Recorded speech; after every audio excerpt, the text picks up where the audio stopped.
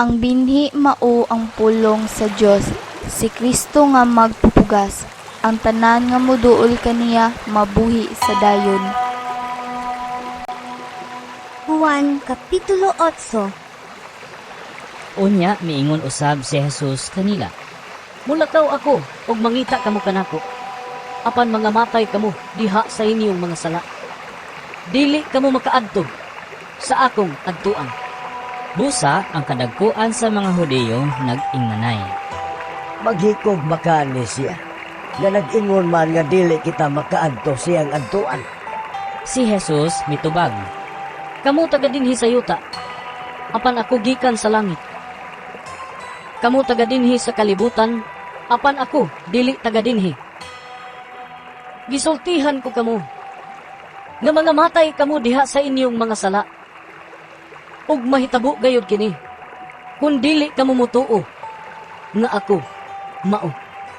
sila nangutana kaniya. Kinsa ka ba di ay? Si Jesus mitubag, Ang gitugaan ko na kaninyo sukad pa sa sinugdan. Daghan akong ikasulti ug ikahukom bato kaninyo.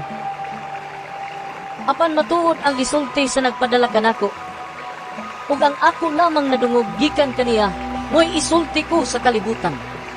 wala sila makasabot na nagsulti siya kanila tungod sa Amahan. Busa, niingon si Jesus kanila, Kung inyo nang iisa ang anak sa tao, mahibaluan ninyo nga ako mao. Ug unya masayra ninyo nga wala ako magbuhat sa kaugalingon kong pagbuot, kung dili nagsulti lamang ako sa gitudlo kanako sa Amahan. Ug siya nga nagpadala kanako, nag-uban kanako.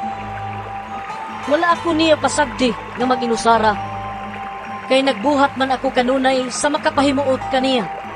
daghan ang mituo kang Jesus, human niya isulti kining mga butanga.